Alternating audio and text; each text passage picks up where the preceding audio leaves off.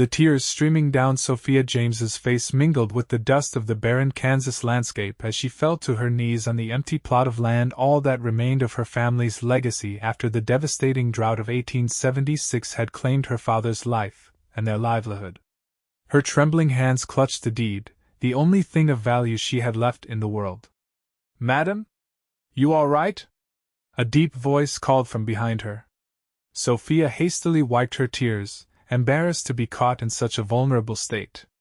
She turned to see a tall figure silhouetted against the setting sun.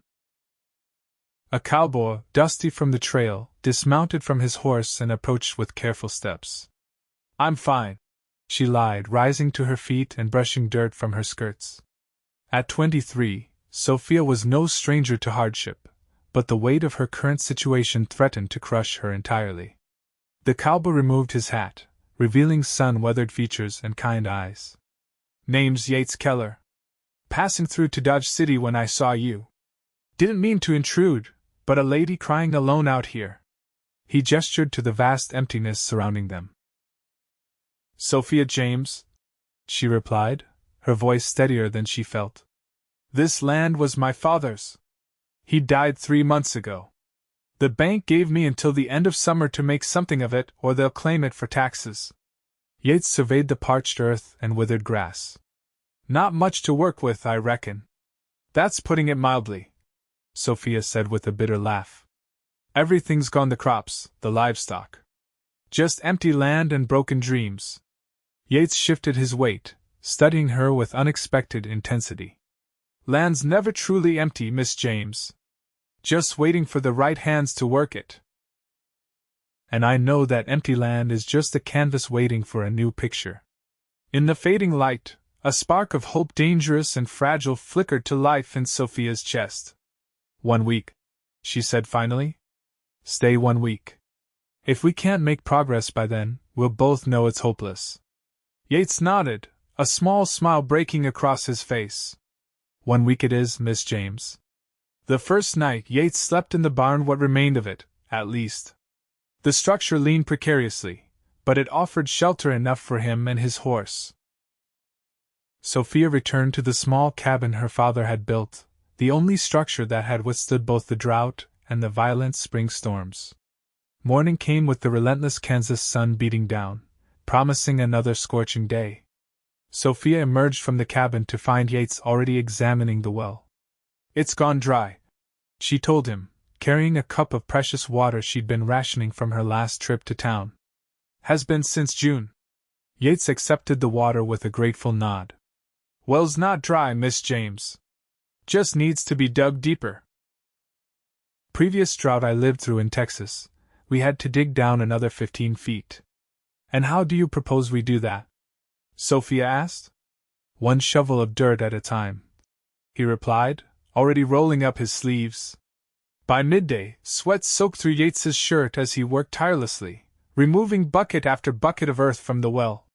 Sophia helped by hauling the dirt away, and when the afternoon heat became unbearable, she insisted he rest. "Water's the lifeblood of any farm," Yates explained as they sat in the shade of the cabin's porch. "Without it, nothing grows." "My father used to say the same thing," Sophia said softly. "He dug this well himself when I was just a girl." "Tell me about him," Yates prompted. Sophia hesitated. She rarely spoke of her father to anyone, but something about Yates's earnest interest compelled her to share. "He was a dreamer. Came out west after the war with nothing but hope and determination. Built everything with his own 2 hands. Even when Mother died of fever when I was 12, he kept going, kept believing things would get better." "And you?" Yates asked. "Are you a dreamer too?" Sophia looked out at the barren land. "I used to be." Yates studied her profile. "Dreams don't die, Miss James. They just need tending, same as crops." On the 3rd day, a miracle happened. As Yates dug deeper into the well, the soil suddenly darkened with moisture. By evening, 6 inches of water had collected at the bottom. It wasn't much, but it was a beginning. "See?" Yates said, his face illuminated by lantern light as they peered down into the well. "Told you it wasn't dry." Sophia's smile was genuine, the first real one since her father's passing. "I've never been so happy to be proven wrong, Mr. Keller." The next morning, Yates rode to the nearest town, returning with seeds and 2 scraggly chickens he'd bartered for using his pocket watch. "Not much," he admitted, "but it's a start." "Your watch," Sophia began, knowing such items were precious to men on the frontier. "Just a thing," Yates said dismissively. "Land and life, those matter more." Together they cleared a small plot near the cabin, working the soil until their hands blistered. Yates showed Sophia how to create irrigation channels from the well to the garden plot, engineering a simple but effective system. "My pa was a farmer before the war," he explained as they worked. "Taught me everything I know about coaxing life from stubborn earth." "And what made you leave that behind for the cowboy life?" Sophia asked, curious about the man who had appeared like an answer to prayers she hadn't dared to utter. Yates was quiet for a long moment. "War changes a man. Couldn't go back to the same life after what I'd seen. Needed open spaces, room to breathe." "And now you're offering to stay in one place," Sophia observed. "Why?" Yates looked at her, his eyes reflecting something that made her heart quicken. "Some things are worth stopping for." That night, a sudden thunderstorm rolled across the plains. Sophia stood in the doorway of her cabin, watching as lightning split the sky and rain, blessed rain, poured down upon the parched earth. Yates joined her, standing close enough that she could feel the warmth radiating from him. "Perfect timing," he said, smiling as the rainwater flowed into their newly created channels. Sophia laughed, a sound of pure joy that surprised even her. On impulse, she stepped out into the downpour, lifting her face to the sky as the cool drops washed away weeks of dust and despair. Yates watched her, transfixed, before joining her in the rain. Together they stood, faces upturned, letting nature's bounty soak them to the skin. "Thank you," Sophia said when they finally retreated to the shelter of the porch, both dripping wet but exhilarated. "For what?" "I didn't make it rain," Yates said with a smile. "For giving me hope again," she replied simply. The air between them seemed to change, charged with something neither was ready to name. Yates cleared his throat. "Better get some rest. Tomorrow's a new day." As the week drew to a close, the changes were small but significant. The garden plot was prepared, seeds planted, and the chicken coop rebuilt. The well now held enough water for their needs, and Yates had begun repairs on the barn. On the 7th morning, Sophia found Yates saddling his horse. "You're leaving," she said, her voice carefully neutral despite the sinking feeling in her stomach. "Our agreement was 1 week," he reminded her. "Need to ride into town for supplies if we're going to make a proper go of this place." Relief flooded through her. "You're staying then?" Yates turned to face her. "If you'll have me. As a partner in this venture, I mean." "I'd like that," Sophia said softly. Over the following weeks, they fell into a rhythm. Days were filled with labor, planting, building, planning. Evenings were for rest and conversation on the porch, sharing stories and dreams under the vast Kansas sky. Yates proved to be as skilled with carpentry as he was with farming. He reinforced the cabin, fixed the leaky roof, and constructed a new table for the kitchen when he noticed Sophia using an upturned crate for her meals. "You didn't have to," she said, running her hand over the smooth wooden surface. "Wanted to," he replied simply. Sophia contributed her own talents, cooking hearty meals from their limited stores, sewing curtains for the windows from old flour sacks, keeping meticulous records of their expenses and progress. Their first real test came in late August when a band of cattle rustlers passed through the area. Sophia woke to the sound of Yates's voice, low and dangerous, confronting 3 men outside the barn. "Nothing worth taking here," she heard him say. "Saw smoke from your chimney," one of the men replied. "Figured folks living out here might have food to spare. Or other comforts." The implication was clear, and Sophia's hand trembled as she reached for her father's old shotgun. "You figured wrong," Yates said. "Now ride on." "3 of us, 1 of you," another voice taunted. "2 of us," Sophia called, stepping onto the porch with the shotgun raised. And I'm a better shot than I look. The standoff lasted only moments before the rustlers, deciding the risk wasn't worth it, mounted up and rode away with muttered threats. You handled that well, Yates said afterward, his voice tinged with admiration. I've been on my own before, Sophia reminded him. Though I admit, it feels good not to be alone anymore. The moment hung between them, heavy with unspoken feelings. Yates took a step closer, then hesitated. Sophia, it's late, she interrupted, suddenly afraid of what he might say or what she might reply. We should get some rest. As September arrived, their efforts began to bear fruit literally. The small garden yielded its first harvest of radishes and quick-growing greens. The chickens were laying regularly, providing precious eggs they could eat or trade. With the money from selling excess eggs in town, Yates purchased 2 goats, arguing they would provide milk and help clear the overgrown areas of the property. Sophia was skeptical until she tasted fresh goat's milk for the first time in months. All right, I concede. She laughed as they sat down to a breakfast of eggs and fresh milk. The goats were a good investment. I have my moments, Yates said with a grin. Their hands brushed as they reached for the salt, and neither pulled away immediately. The touch sent warmth spreading through Sophia's arm, settling somewhere deep in her chest. That evening, as they sat on the porch watching the sunset paint the sky in brilliant oranges and pinks, Sophia gathered her courage. When you first found me crying over this empty land, she began. Why did you stop? Yates considered the question. Honestly? I'm not entirely sure. Something told me I needed to. Like I was meant to be here. Do you believe in fate, Mr. Keller? Sophia asked, using the formal address they still maintained despite the growing closeness between them. Never did before, he admitted, starting to reconsider. A comfortable silence fell between them as darkness crept across the land. Stars appeared one by one until the sky was a tapestry of twinkling lights. It's beautiful, Sophia murmured, gazing upward. Yes, Yates agreed, though when she glanced over, his eyes were fixed on her face rather than the stars. The harvest continued as autumn approached. Their garden, though small, produced enough to see them through with careful rationing. Yates traded labor with neighboring farms, helping with their harvests in exchange for a share of crops they hadn't been able to plant themselves. One evening in early October, Yates returned from a neighboring farm with a surprise, a fiddle he'd borrowed. Thought we might celebrate our progress, he explained, somewhat sheepishly.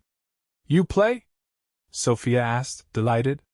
Not as well as some, but well enough for dancing, he replied.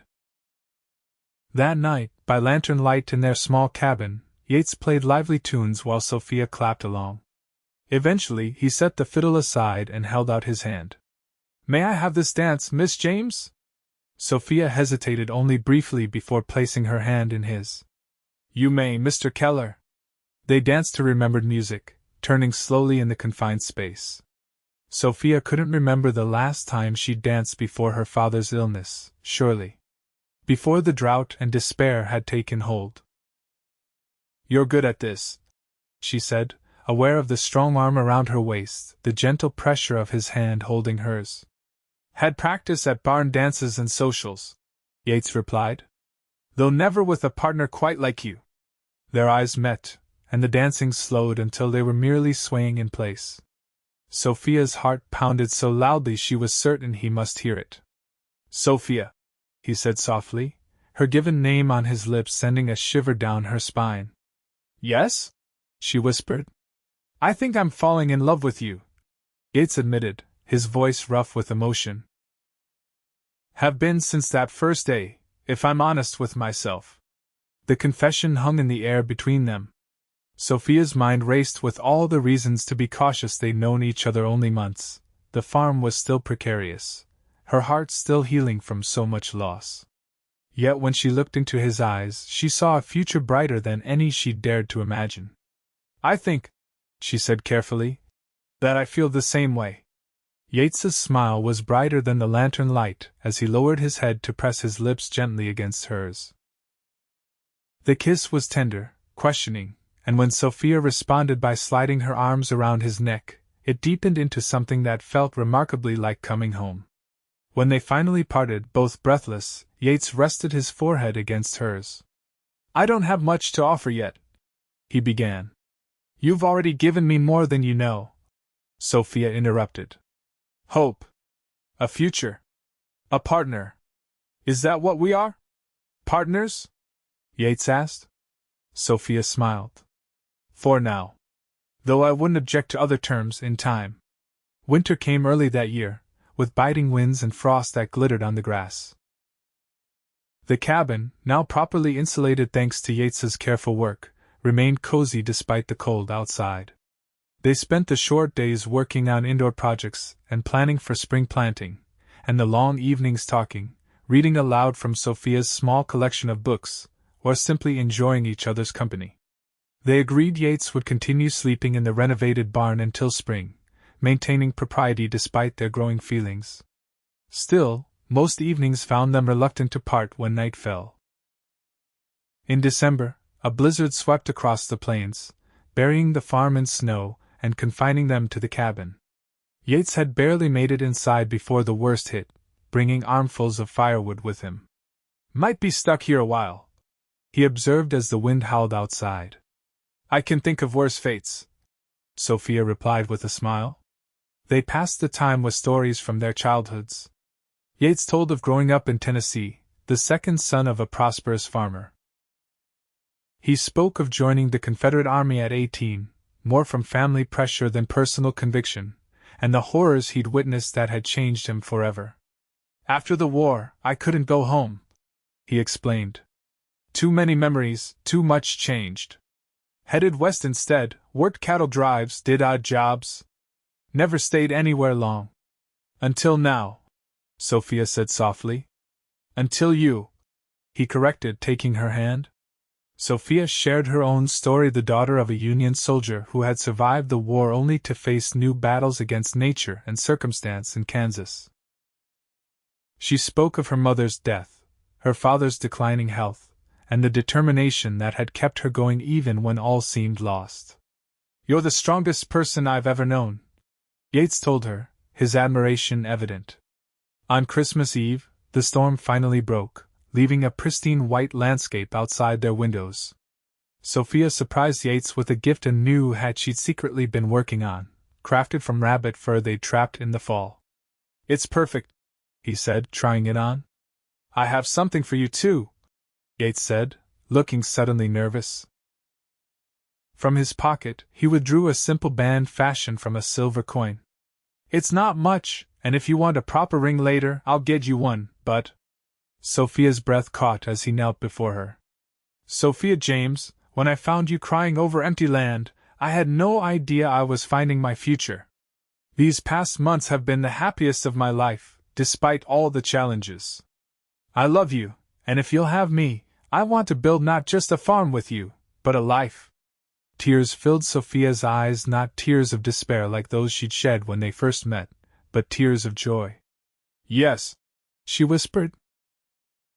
"Yes, Yates Keller, I will marry you." They were wed on New Year's Day, 1877, in the small church in town. The ceremony was simple, attended by the few neighbors they'd come to know, and the local families Yates had worked for during harvest.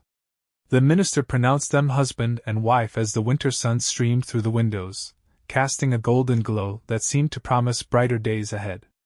That night, returning to their cabin as husband and wife, Yates swept Sophia into his arms before crossing the threshold.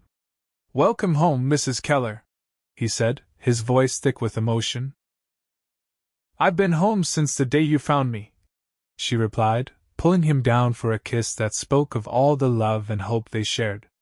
Spring arrived with renewal, both for the land and for their lives together. The soil, enriched by winter's rest, welcomed the seeds they planted with promise.